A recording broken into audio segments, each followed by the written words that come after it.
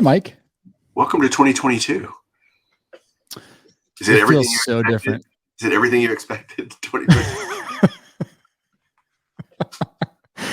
I thought everything that was crazy in this world would disappear. It didn't. Well, we've been off a few weeks due to holidays and whatnot, and COVID. I had COVID, so Yeah, man, how you doing? You recovered? yeah. It was essentially a bad cold, like you're hearing about. That's about right for me. I had the Omicron. I got my rapid test done on Christmas Eve, which was wonderful. I was supposed to go to church, didn't go to church. Julie had cooked all day. We had food ready for Christmas Day. All gone, all canceled. And so I had leftovers for like a week, but I wasn't really hungry a lot just because I felt crappy.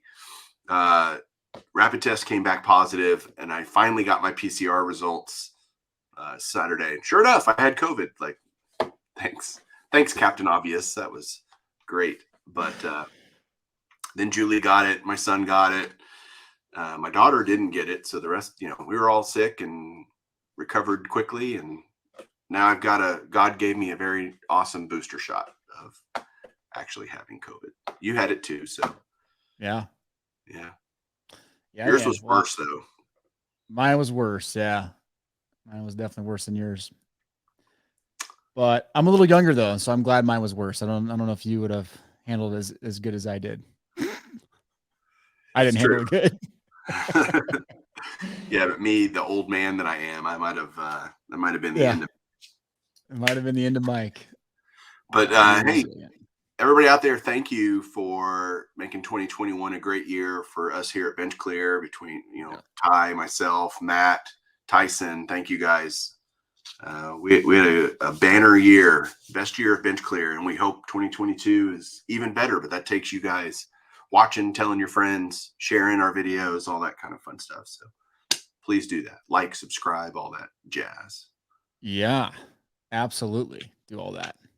We don't really ask a lot for that, do we? Like, subscribe. I guess sometimes we do, but we don't. It's funny. I had Nolan, Elite Code 3, on for an interview this past week, and it's actually coming out as we're recording right now.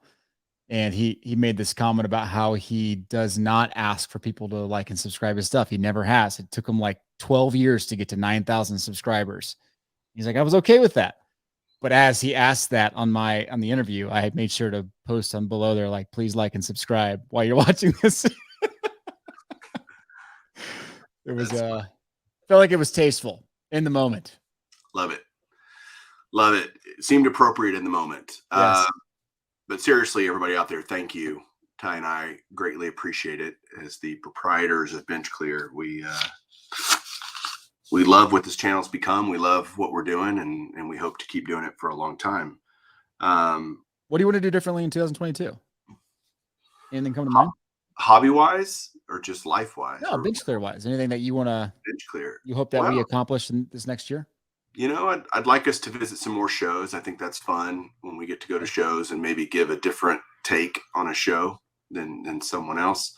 I think one thing you and I do very well is do interviews. So I'd love to get some more interviews from hobby insiders, hobby people. I think people like that. And any suggestions people have, let us, what would you like to see us do? We're pretty open-minded and easygoing kind of guys. So what about you? Any thoughts going into 2022 for you? Yeah, I mean, I'd obviously love the subscriber count to go up. I think we're aiming to try to get to 20,000 by the end of the year. That's kind of our goal. But I'd love to be out there more too. Going to Vegas on the street stuff, that was a blast with you. Like that's very natural. And obviously we've done a lot of interviews over the last multiple years. And I'd really love to see engagement increase, in our videos. A lot of the engagement we have is lower than we expect, and maybe it's because we're not divisive enough in our topics. We don't do the top 10 buys every week, so we don't get the 20 million views. So we have to got to be true to ourselves, though. Yes, we do. Do what makes sense. But our top month, just so folks know, our top month in YouTube ad revenue was 255, I think is what it was. Yeah, we're getting rich. Yeah, we're getting rich. We need to do a whole video about monetization. We should. That would be, I think, pull behind the curtain and show everybody like, hey, we're at least a mildly successful channel. Let me show you what it really is. And you'll be like, really? That's it? Like, yes, that's it. So yeah. We have sold ads and sponsors and all that good stuff. This episode here is presented by Card Hedge. We do some of that as well, but probably not as much as we could. Probably not. So if you're out there and you want to sponsor us, let us know. That's a shameless plug. There you go. That's funny. Anyway, I still do have a little bit of the cough and the congestion still going on, but I think I'm kind of running the show today, aren't I? This on the fly. This is how we kick off 2022. We do a complete 180, and you got to be the host of On the Fly today. You know what's funny is this is going to be our most liked episode. Just watch. So the first thing I want to talk about, kind of hobby wise, headline wise, is I don't know if you did you see this? I did not see this. So this will be great because what'll be great about it is your absolute raw, emotional, guttural reaction to this, because this is PSA's New Year's resolutions. Here we go. You want to go through some of these? They crack me up. Oh my gosh, this is going to be good. Yeah, I do want to go through this. Okay. Well, number one, they want to eliminate the backlog. Thank you, Captain Obvious. Pull back the curtain. We'll go through that. Improve quality, image every card, and expand our footprint. And that one was interesting to me when I saw it. So this is PSA's New Year's resolutions. And we all know when we all make New Year's resolutions, lose weight, quit smoking, all these different things that people have resolutions for.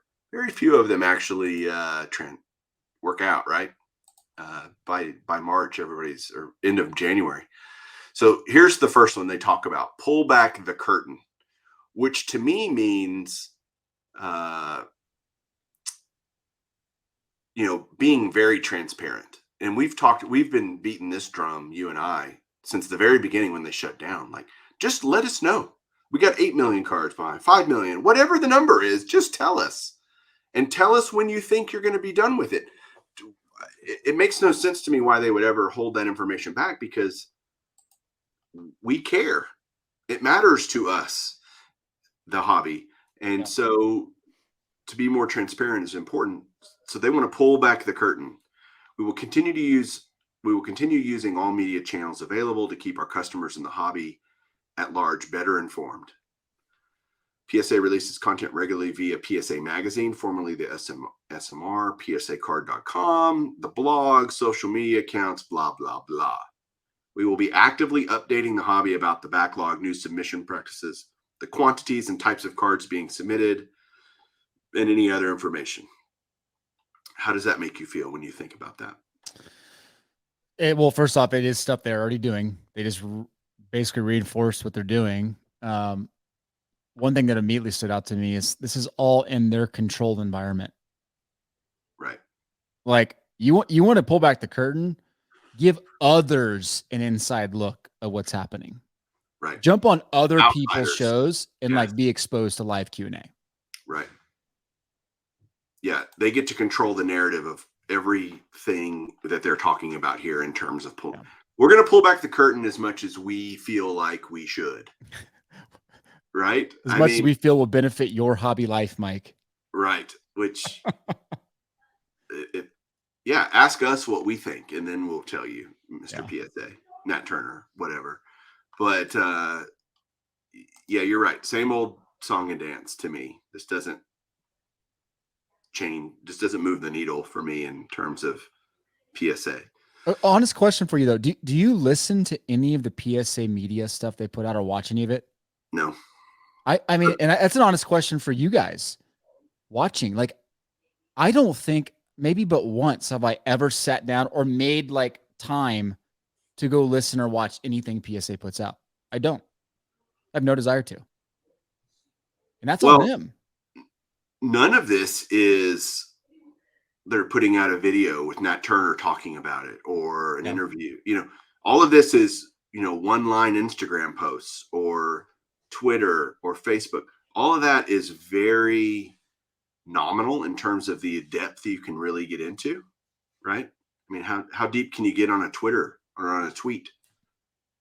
You can't. So it's all quick hits with information. I look at the website almost every day, so I guess that's the place I consume most of my PSA, what's going on, Yeah. But they don't have a YouTube channel as far as I know, or Yeah. anything where they're releasing real stuff. Well, when you go to their site and you see that they're on air, they're live on air now. I don't think I've ever clicked over to listen to them. Yeah, and I don't even know what that would be. I mean, I know there's a show that they sponsor with oh gosh, Tom Zappola. Yeah. And I can't remember the name of it. I've watched it all. I mean, it's okay. Is Rocco on that one? Who's on Yeah, that Rocco. one? Yeah. Or Rico Nelly. Petroselli. Rico Yep. Petroselli. They want to continue hiring, they say. They want to, Collectors Holdings, parent company of PSA, blah, blah, blah, added more than 400 new staff members at all levels in 2021. Our goal is to continue making intelligent hires. That's important. That's a key differentiator because, you don't want to make dumb hires. That will help us improve the grading experience and expand our services, yada, yada, yada. Do you think that intelligent hire comment is is kind of a jab at like the other grading companies? Because HGA had the whole grading fiasco in the last couple months. I know years ago SGC, a lot of their guys left and went to PSA. PSA hired them away. It just seems like an odd comment. Like they purposely put intelligent hires in there. Well, maybe they're just making a commentary of, we're not just going to hire to hire. We're going to hire strategically that makes sense for our business model and what we're trying to do. I've heard some rumors out there. Guys, it's the time and place to bring this up. Too late now. Yeah, kind of opened that can of worms, didn't I? PSA having an East Coast presence is happening in 2022, right? And I don't know how much of a secret that is, but having... You mean a New Jersey grading facility is already under construction? That much under a secret? Yeah. The one that's in writing right in front of you? Oh. And expected to open this year? Oh, where's that? Oh, there it is. That's really big news you just announced. Thank you so much for that, Mike. Oh, so they want to expand our footprint. Today, the same operation. A New Jersey grading facility is already under construction, expected to open this year. There you go. PSA will be looking for new locations to open grading facilities in 2022 and beyond. So, yeah, that whole that's smart, I think, for them to have. When you relegate yourself to one location, you're relegated to that job market, to that postage, and you're just stuck, and you kind of can't grow. So for them to be regional, have a New Jersey office, have a Dallas office, a Florida office, a Chicago, whatever, right? Have all these different places where people can you can get more people. Yep. For your intelligent hiring. I think that's a good idea, don't you? For sure. They have to. They have to. Yep. I happen to know somebody who works at their New Jersey facility currently. He's a good friend of mine, and he just recently started working there. So I'm going to work on trying to get some. I'll do like an interview with him, with him blacked out, and his voice changed to protect him from the PSA. He already told me to protect the innocent. He told me there's some things I can't tell you, but like some things you can't publicly talk about, so we'll see how much that keeps going. But improve our products in 2021. Everybody knows they purchased Genament. So now they got Card Ladder, right? Right? They do. Yeah. So they're going to keep, adding to their world of the hobby. Yeah. I mean, that one's an obvious. I do think when they talk about like behind the curtain stuff, like that's the stuff that I'm interested in. Like, how are you integrating something like Genomit? Like specifically, what does that mean? How is it improving and affecting cards 2022 versus cards 2012? How are they being graded differently? That's what I want to know. Of course. Do you think you hold your breath that they'll ever tell us any of that No, stuff? of course not. Of course not. Image every card. Well, again, thank you. Of course, you should be imaging every card.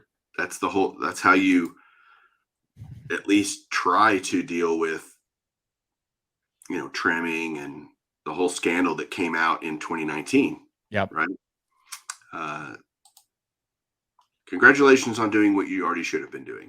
Right. Well, and you know that I've been a huge fan of SGC the last 6 months. And one thing they do that is incredibly cool is they send you a report after you submit your cards. And it's in the little portal that you get. It says, here's an image of every card from that submission. And they're eBay ready. So you can just list them with those images if you wanted to. It's genius. Like, I'm so surprised PSA hasn't already done that to at least compete with SGC. Yeah. Yeah. I love it when the card grading companies push each other. Yeah. And it feels like PSA hasn't been pushed in a while. Yep. If that makes, like, they've been able to rest on their laurels and become For sure. complacent. And now SGC is hot on their heels in a good way. And I think that's going to drive innovation by both companies. That's good for the hobby. Like that's good for everyone. Agreed. So, all right, this is interesting. Eliminate the backlog and ship all orders within 3 months. That to me feels very ambitious. Very ambitious. Although at the very beginning, when they closed down, I said first quarter 2022, which would be first quarter 2022. It just made sense to me. Like, I'm not some prophet. It was simply a question of thinking of the math and thinking of how many cards they had backlogged and how long it would take them to work through it. This doesn't shock me at all. It surprises me, given the pace of grading that they've been doing, that we saw. I see the data every week on Omar's channel on Retro Hoop Collectibles. Yep. It doesn't feel like they're doing enough yet to get there within 3 months. But it says right here they were getting 100,000 cards a day. Well, they're not grading 100,000 cards a day. So how are you going to eliminate the backlog of 100,000 cards that they were getting a day if you can't grade 100,000 cards? Well, they're saying it spiked to $100,000 before they shut down. Well, they're only averaging about 25 to 35,000 cards a day that they're grading right now over the last 6 months. Right. Yeah. So the reality is, yeah, I get they weren't getting 100,000 cards a day for months and months. Right. But certainly during the first quarter of 2021, they were getting 30, 35,000 cards a day, I would bet. Easy, if not more. And so if they were getting 50,000 cards a day during that period, they have this giant backlog still from the first quarter of 2021. It'll be interesting to see how they can get through that. We'll see. They even say it's an ambitious goal, right? They say it's an ambitious goal, but one we are confident we can achieve. Yeah. Well, they're obviously they're playing with the numbers by adjusting the prices and kind of seeing what the sweet spot is and how they can control the incoming demand.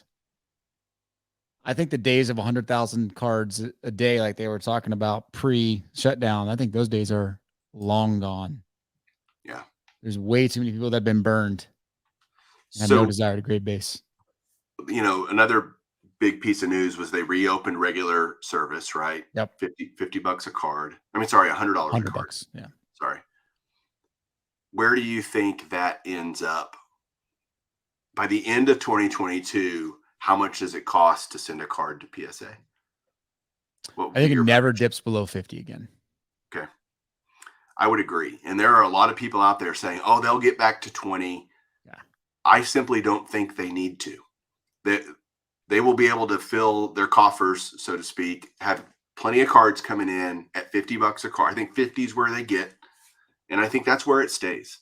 They have no reason to go below that. They'll end up in the same predicament or close to it that they are now.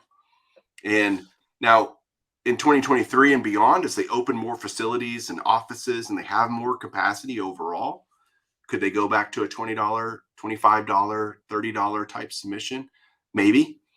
If SGC continues to chomp at their heels at their $30 level, Yep. And continues to gain market share, that might change some things. But I don't think that happens in 2022. And that's kind of that was my question to you. Where do we end up in 2022? Yep. I think it gets to 50, and I think it sits there for a prolonged period of time. If it's below 50, I think the hobby itself is probably in a worse position than we could have imagined. Right. Exactly. And I don't think people understand that. If they have to go back to 20, it means they're not getting the cards in, which means the hobby has soured on grading. Yes. Yeah, and that means SGC's $10, right? Because when PSA drops to 50 or it gets below 50, the SGC and BGS and everybody else, they can't be charging. They can't be in the same ballpark as PSA. I really don't think. I don't think so. I mean, right. SGC might get to a point where they can maybe justify it a little bit, but nobody else can. But I think 50 at PSA, 30 for SGC is a good ratio. I do too. I think then you have a decision. Do I send to SGC? Do I send to PSA? Depending on the card, the value, what grade you get, etc. That starts making some sense to me. For sure. But okay, next topic. Anything else about PSA you want to talk about? Nope, it's good. Okay. So next topic was, this came out, I think, today. And I'm going to share this with you. Kind of nice running the show here, I have to tell you. Did you hear about this? And do you think, so we've talked about, you did a whole video about shows and stuff. This Mint Collective show that was supposed to be at the end of January has now been postponed. Do you see that down here?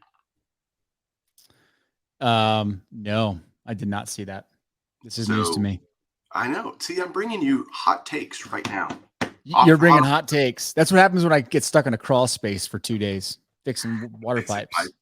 Well, the Mint Collective, powered by eBay or presented by eBay or whatever, this kind of new show experience is what it kind of looked like to me, which both you and I thought it was a little silly, but as we talked privately, it is moved now to the end of March due to COVID concerns.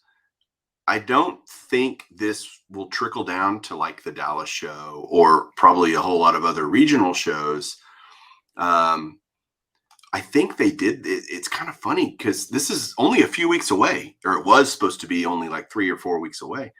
Yeah. People are having to rebook flights now and redo hotels. And it's I think a big deal for them to move it this quick or this close to it. Massive deal. Agreed. I mean, something serious has got to be going on. And I don't know that I buy the COVID. Like, I'm sure that's part of it. And that's an easy excuse for anybody to move anything today. Do you think they weren't selling enough tickets?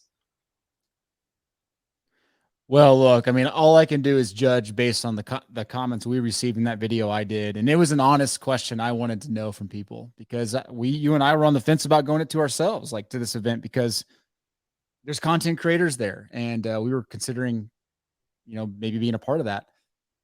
But the feedback we got was no one gives a rat's booty about this show. And especially when it's the same talking heads saying the same thing. Why don't you just watch it online like we can do anytime? And it's an extremely fair point. Yeah. How to make your first $1 million in sports cards. Give me a break. Right. Like, have people not realized that nobody wants that? Yeah. That's what killed the hobby the last 9 months. Oh, bye, Ty. See you later. Totally agree.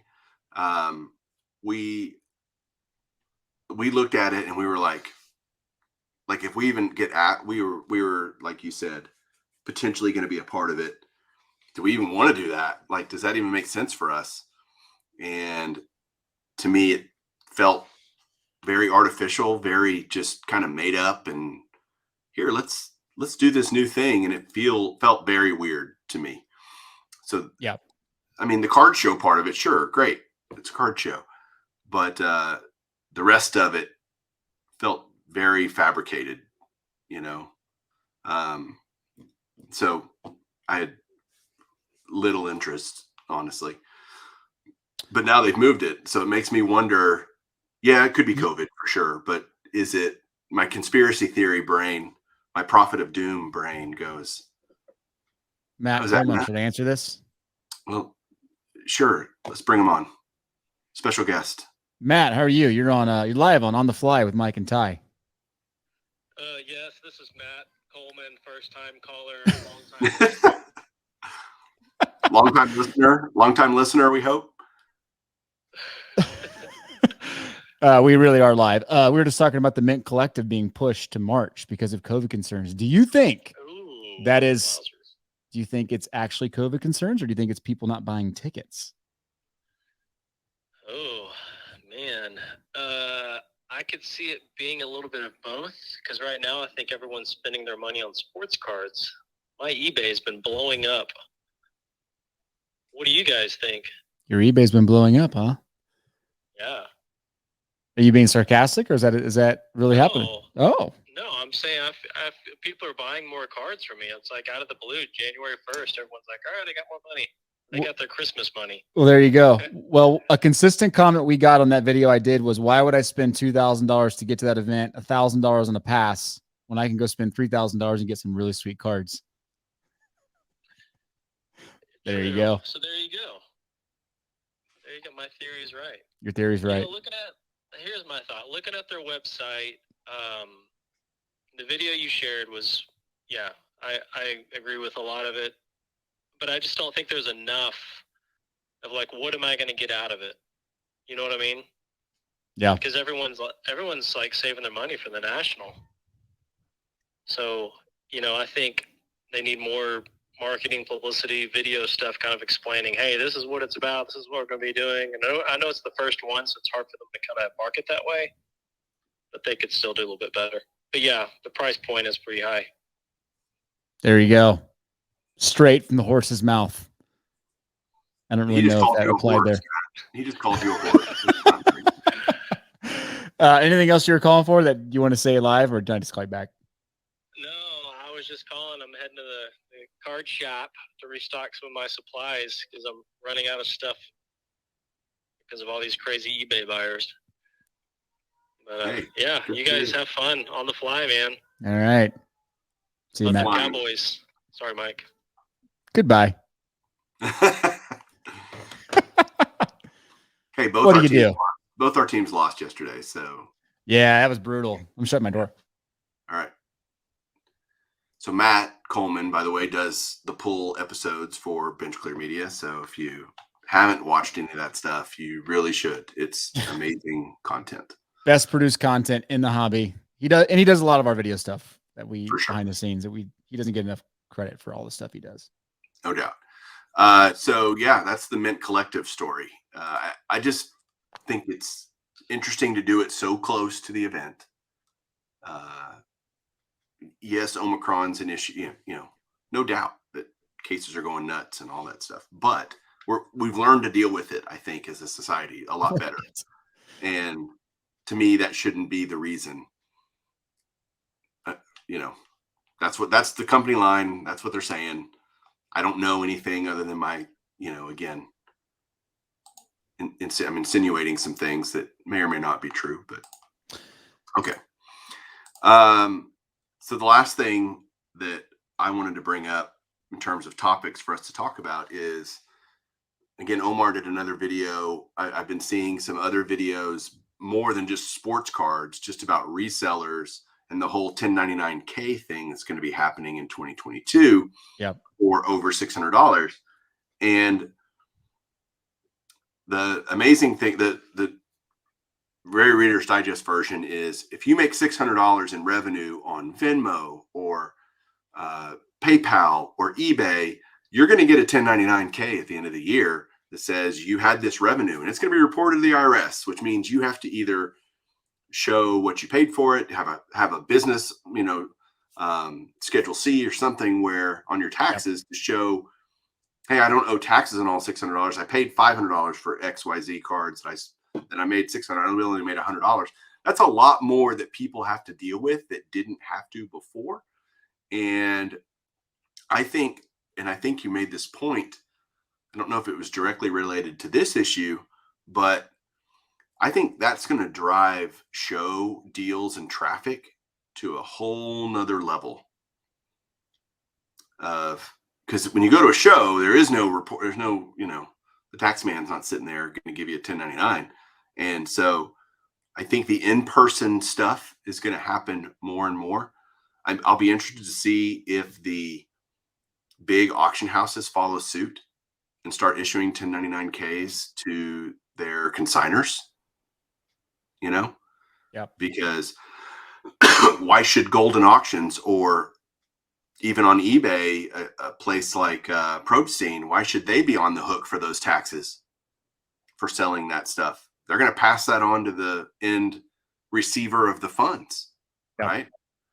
So how all this shakes out over this year is going to be fascinating to me to watch. I don't sell a lot, so I'm not really concerned about it personally. I won't, if I sell $600 this year in eBay sales, it'll be a small miracle, but it'll be fascinating to watch, to see what happens. What do you think about all of it? This is probably not going to be a popular opinion, but I don't think it makes an ounce of difference. Okay. Yeah. Why? I don't, because the previous thresholds were what? 200 transactions are $20,000. Both. Right? $25,000 and 200 transactions. 20K and 200. 25K was the threshold before. Okay. Well, or 20K, whatever it was. Yeah. A lot. It was a lot for maybe a guy like you who does not sell that much, but for people that are selling cards in this day and age, like 20K is not that unattainable over the course of 12 months. Like if you're you think about like, okay, you're selling $1,500, $1,600 in cards a month, some capacity, it's 20K a year. And you were already hitting that. And a lot of people were already hitting it. Hence the reason we had so many people responding positively to our tax video a year ago.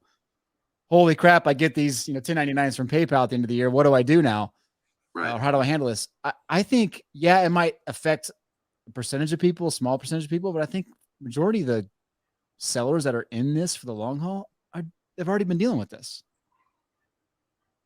That's what I think. Yeah. I just think you're going to deal with, it's going to affect more of the kind of mom and pop kind of folks that just do it where they're making a few $100s every month. They're not in the business of selling cards. And so they've now got to deal with something previously they didn't have to deal with. So I think percentage dollars in the hobby, it's not going to be a lot, but I think percentage of people, it's going to be more, if that makes sense. Yeah. And you may be right. And the good news in all this is it's not that complicated. We've had multiple videos to lay this out. We'll probably have another video in the next few months with Frank again. It's not that complicated to just approach this a very simplistic, systematic way and handle it. Yeah, and you should be anyway. Yeah, you should be keeping good records. Oh, by the way, if you make money, you should report it. Like, right. You should have already been reporting it. Just because you didn't get a 1099 doesn't mean you were, that just doesn't, the IRS just doesn't care that I made this money. Yes, they do. They always have. It's just now they've lowered the thresholds to be able to track it better. And go figure, we go spend all this money as a country. They need more tax revenue. So they're going to find ways to do it. This being one of hundreds probably that they've come up with on how to be more, to get tighter on recognizing revenue and really getting people to claim the revenue that they in fact earned. Yep. Yeah, exactly. And I mean, you're going to want to keep records better. You're going to do all that stuff so that you can, come up with cost bases and stuff. But when you start to think about, okay, now I want to go to a show and I want to do a cash deal And if the show's not in your city and you have to travel to do it, by the time you factor in all those costs, you could have just paid the taxes and been done with it. So Right. I don't think it makes as big a deal as people think. That's, I guess, the net for me. Fair enough. Time will tell. All right. So we're coming back on as an addendum to our earlier episode because there's some massive news that you just sent me a text about. Fanatics buys Topps for $500 million. How excited are you? I am stoked. Not that any of us should be surprised at this. I mean, this had to be the way this played out. I'm actually shocked it's happened so fast, honestly. Yeah. That's probably the most surprising thing. The fact that it happened at all is 0% surprising. Yeah. The number seems big, but Fanatics is throwing money all over the place. So I don't think money is an object. I mean, the idea of Topps Chrome football and basketball again, and, you know, Topps and just all the stuff they're going to be able to do with everything under one umbrella. Pretty exciting, actually. I am incredibly excited. I think I'm with you. I thought this would be a year or so from now when we'd be hearing this news. Maybe it was one of those things where it's like there was a battle taking place between Panini, Topps, and whoever could get the deal done fastest maybe had the better shot or the most leverage. I don't know, but either way, I'm glad it was Topps. The thought of like Topps football, especially Topps basketball. We don't know if that's going to happen. We don't know if Panini's still in play, but either way, opening up Topps baseball just a few minutes ago, it was just a joy to open it knowing like this is going to be around. Yeah. The brand identity is important. It'll be interesting. There's still a lot to be figured out. How do they, Fanatics is all about Fanatics. So yeah. The fact that they're buying everything pretty much part and parcel, they're buying all the employees, everything, right? So you would hope Fanatics would be very much, all right, you guys keep doing what you're doing. We're just going to put Fanatic, powered by Fanatics or whatever they're going to put on the back of the card. Everything else kind of keeps going. Yep. I don't know that it's going to be that simple. In fact, I'd be shocked if it was that simple. Right. I can hope it would be that simple. I just don't see it. They're going to want their fingers all over it. Excited that this has happened. It is what the hobby needed. I feel like that is what the hobby needed to kind of just juice it up into 2022. Yeah. I'm curious though, if you were an employee at Panini or if you were heavily invested in like the Panini brand, would you be concerned right now? Yeah. It's dead in the water now. Now it's really dead, right? I mean, you got another year or two to make cards. I can't remember when their licenses expire, but 25. Yep. I mean, what else can they do? Why? I see no reason Fanatics should buy Panini at this point. Why would you? Right. Zero benefit. Other than to get the names, but that's not worth it. Yeah. Topps is such a more powerful brand. So They are. It's not even close. Yeah. And it's not like you have thousands of Topps fans hoping that Panini would get a license. It's more like Panini fans that are like, okay, I deal with the basketball and football stuff, hoping Topps gets the license. That's what it's really always been. Yeah. So at every Topps Q&A I've been to, one of the questions always asked is, when are you going to get back basketball and football licensing? And they're always like, well, it's always a moving, they give a very corporate answer, which is to say they don't give an answer. But yeah, that's always on the collectors' minds. We want to see Topps making basketball and football cards again. And now there's an avenue for that to happen. That's exciting. Absolutely. Well, this will be something we'll be talking about for weeks and weeks and weeks. Hopefully we can get some folks from Topps on to talk as well. But Ooh, Great way to round out. What's that? now that's an idea. Now maybe we can start trying to. Now maybe they'll talk now. They've been so tight-lipped the last few months. I did send some text messages just saying congrats. That's news I'm excited to hear. I'm hoping some of the folks from Tops get back to me, and we'll go from there. That could be good. So what do you got coming out this week? You mentioned an interview with Nolan. Yeah, Elite Code 3. Actually, by the time you're watching this on the fly, Elite Code 3 will already be on the channel. It's a great interview. It's the first one he's done in years. And I mean, you know Nolan. He's graded tens of thousands of cards with PSA and SGC. And he's got an incredible eye and has graded some of the biggest and baddest cards you've ever seen. And hearing him talk about his process, what he's learned, what his thoughts are heading into 2022 is, I could sit there and listen to that all day. Yeah, his videos are must watch for me, mainly because he shows amazing cards, and he has a great eye. I love hearing his little quips about spinning the wheel, at PSA, and just his demeanor about it is pretty great. And I think he's pretty straight shooter about it too. Yeah. He'll call him out. Good job grading this, fairly graded, not fairly graded, whatever. Yeah. And he is just very transparent about the whole process. I love that about him. For sure. Well, I'll link that episode. You want to go check that interview out. It's great. Yeah, I've got a Golden Age of Cardboard coming out again. I took a couple weeks off for the holidays. I did an interview / discussion with our favorite collaborator, Joe Silver Jackify. And Joe and I finally did an episode all about Mickey Mantle. And I consider Mickey Mantle, everybody talks about GOATs all the time. And I think it's a way overused term to say GOAT of this, GOAT of that. And but Mickey Mantle is without question the GOAT of vintage. And so we go through why we think that, and that, hey, just because he's the GOAT of vintage doesn't mean you can't get some nice Mantle stuff relatively inexpensively. And so we talked through all of that, and it was a great discussion. That'll be Wednesday or Thursday, I would guess, this week on this channel right here, Bench Clear Media. Amazing. Yeah. I do have another sub video come out this week from another SGC sub that it's got back in. One that you'll like, Mike.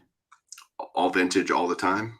Half vintage. Okay, so I'll like half the video. That's great. You actually will like some of this modern stuff, 2000, 2001 stuff. You're going to like it. Okay. That's awesome. Yeah. So we got a lot of good stuff. And so keep checking in with us on the channel. And hey, man, have a great week. We didn't even talk about anything with current sports. I like it. Yeah, it's on the fly. When I was in charge, I just said, hey, let's talk all hobby. Ty's always ragging on me for, bringing up esoteric crap like the NFL playoffs are coming up and all the seeding and all the craziness with that. Who's going to play who? We'll talk about once we get through next week and see who's playing who. We can talk NFL. All right. Predictions. All right. Fair deal. I mean, Cowboys lost to the Cardinals yesterday and the Chiefs lost to the Bengals. So what the heck? Are you a Cobra Kai fan? No, but I heard the new season came out. I mean, I love Karate Kid. Obviously, I grew up. That was a childhood thing, wanting to be, Ralph Macchio. But I've not been. I watched a few episodes. I just couldn't get into it, honestly. Really? Okay. You like it? My wife and I, it's one of those shows where we're just like, we were anticipating the new season. So we're in the middle of that. We can talk about that next week. I'd love to know if you got Lost in Space, which is a great family series that just got released, season 3, final season on Netflix, which was, incredible. Really? I haven't watched it yet. I watched a great job on that. I watched the first 2. Yeah. Season 3 was excellent. Good. You're a Yellowstone fan. I never watched Yellowstone. Did you like Yellowstone? Honestly, I'm a Yellowstone fan only because I've heard it. I've never watched it. I thought you were watching it. Okay. I tried to watch it, but I don't have Paramount Plus or whatever it's on, Hulu, whatever. Yeah. I was able to watch 1883, which is like the prequel to that. I was able to watch some of that. Loved it. It was, I mean, it seems like right up my alley, like something Yeah. I would really enjoy. Yeah. So I need to go figure out a way to get that. But yeah, television, been watching a lot, being on bed rest or whatever. Yeah, there you go. That'll do it. Quarantine, I guess. I did. I watched what? Gosh darn it! The new season for. God, it's on Disney Plus. Why is my brain? You lost me at Disney Plus. Sorry. I watched all of Hawkeye. That was really good. I'm a big Marvel guy, so yeah, Hawkeye was good. You're right. Stuff. You're right. Spider-Man was fantastic. If you haven't seen it yet, it's really good. I've seen it twice already. But all right. I did go watch the new Kurt Warner movie with the family. How was that, by the way? It was awesome. Was it good? Yeah. It was awesome. Yeah, he's got a great story. He does. It made me, actually, it's funny. We came back and I told the boys, like, it makes me want to go dig up Kurt Warner cards. And so we found a few Kurt Warner rookie cards, and we might snag a few more. Nice. eBay snipe a few. Very cool. Yeah. So. All right, brother. All right, man. Have a good week. I'll talk to you.